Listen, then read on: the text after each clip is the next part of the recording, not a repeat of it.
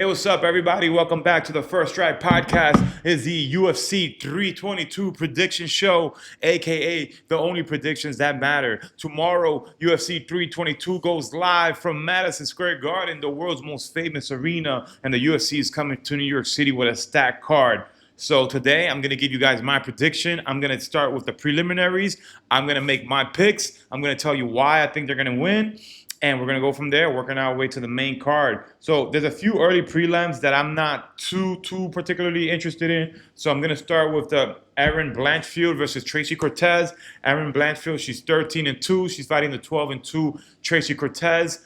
With Tracy Cortez at this point, I think we know what we're going to get. She's a brawler. She's a scrappy grappler. She doesn't have phenomenal jiu-jitsu. She doesn't have fantastic striking. What she's really good at is putting it all together. With Erin Blanchfield, we have a sniper, someone that could pick and move, someone that has very strong grappling as well. I feel like Erin Blanchfield is going to win a competitive division, a competitive decision over a 3-round fight. I think she's going to stick and move. She's going to sprawl and brawl, and she's going to pick Tracy Cortez apart from a distance. As much as I like Tracy Cortez, unfortunately, I think Erin Blanchfield is too young, too powerful, too skillful, and she's going to get the job done with a competitive decision. Next up, we have Roman Koplev versus Gregory Rodriguez, a.k.a. RoboCop. Both of these guys suffered high-profile losses. They're both trying to get back into the win column.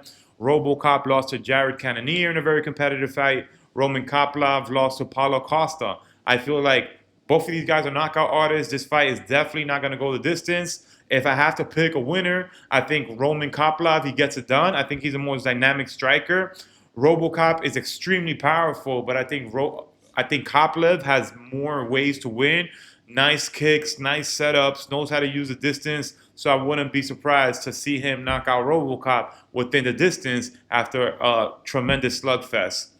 Moving on, we have Bo Nickel, 7-1 against Rodolfo Vieira. Bo Nickel, coming off the first defeat of his career, he has a chip on his shoulder. He's looking to prove something. The way he lost against RDR, getting finished with those knees, I feel like he's going to come out here. He's going to come hungry. He's going to put on a performance of a lifetime. I see him using his wrestling pedigree to get the job done. Rodolfo Vieira is a very respected grappler. However, I think the takedowns, the wrestling ability, the powerful chain wrestling that Mo Nickel did not get a chance to display against RDR, I think is going to set the tone against Vieira. I think he's going to wear him down, get him tired, and get the finish via ground and pound. Moving on to the main card, we have Beneil Dariush, who's a true OG against BSD. I feel like since BSD lost to Dustin Poirier, he has been on a tear. He's a very well-respected grappler in his own right, very suffocating wrestling, very strong top control.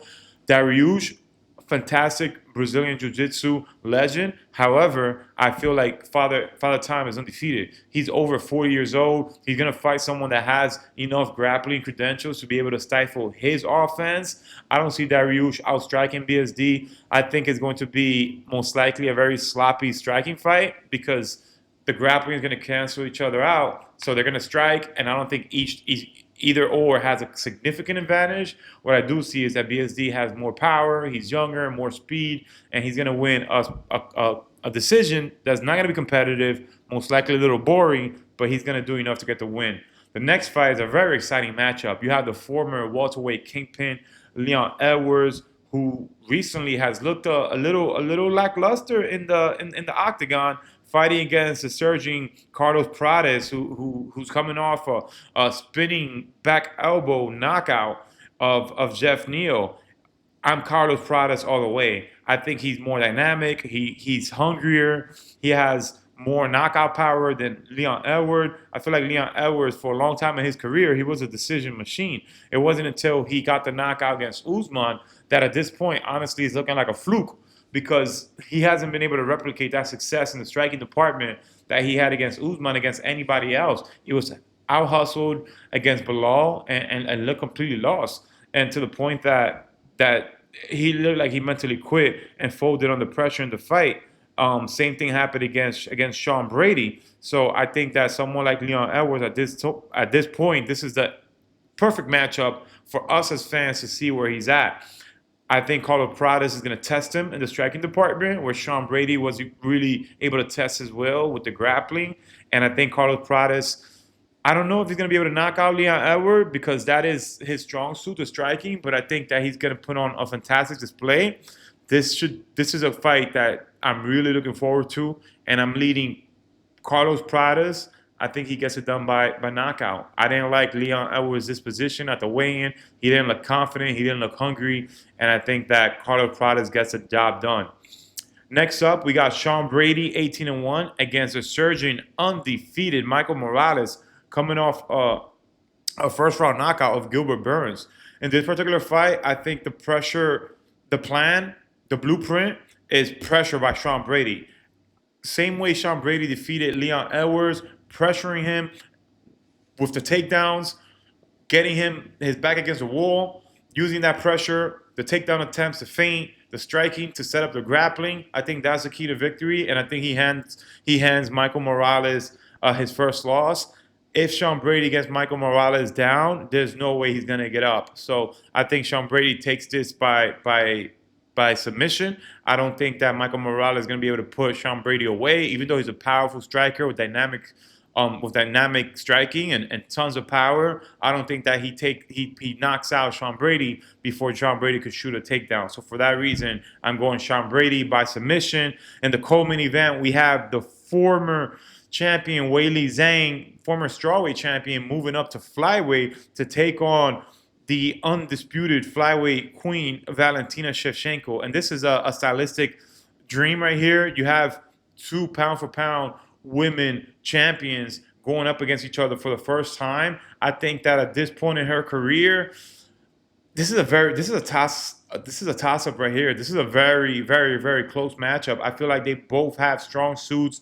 They're both very, very strong grapplers. They're both very strong in the clinch. I feel like where Shevchenko has the advantage might be the speed advantage, but Weili Zhang can offset that with her power advantage. I think in the grappling department, they both sprawl really well. They both scramble really well. They both have pretty good takedowns. Shevchenko maybe more with the hip tosses, but I don't think that's going to be a significant advantage. Where I see this fight going is going to be in the cardio, and it's going to be in the amount of strikes thrown, and it's going to be in the speed. And that's where I think that Shevchenko, she's going to be able to outstrike, outland, and out-hustle Zhang to win a competitive decision. Let's not forget that Zhang is moving up in weight. So what does she look like at that weight? How does the weight advantage that Shevchenko may have, all that experience? You're talking about someone that fought Amanda Nunes, who fought as high as 145 pounds. Someone that fought Harley Holmes, Juliana Pena. She's fighting Weili Zhang, who has fought at 115 pounds. So what does that look like? How does that experience fighting heavier opponents, how does that come into play? I think it comes into play very, very well because she's going to be able to handle the power the power advantage that Weili had over her other opponents. And I think that she out-hustles her to a very competitive decision. And now, ladies and gentlemen, is the time we've all been waiting for. It's the main event. It's Jack Della Maddalena versus Islam Makhachev. Islam 27-1, the defending champion 18-2. And I'm gonna be honest, folks, when this fight was first made, I wasn't too excited. I wasn't a big fan of it because I felt like JDM didn't even get a chance to defend his title and really cement his legacy at 170 pounds. Yeah, he beat Bilal, but I don't think that he has the type of resume at that division. Like, he didn't clean out the division. There's tons of contenders that he didn't fight versus Islam, who was getting to the point that he was overlapping opponents and beating them twice.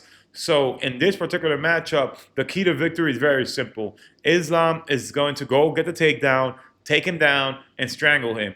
I don't think that Jake Maddalena has seen the wrestling or experience of wrestling, but Bilal's wrestling is 100% different than the style that Islam uses, and Islam is a much stronger grappler.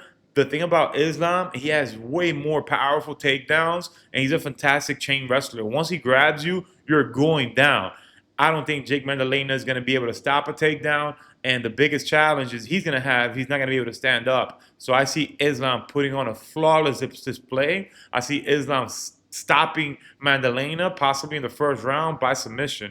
And there you have it, ladies and gentlemen. The First Strike Podcast, we're back. And these were the UFC 322 predictions. If you have your rent money and you're going to bet your rent money on any of the fights, take my picks and send me a cut later. Ladies and gentlemen, it's a Marathon Down from the First Strike Podcast, and I am out.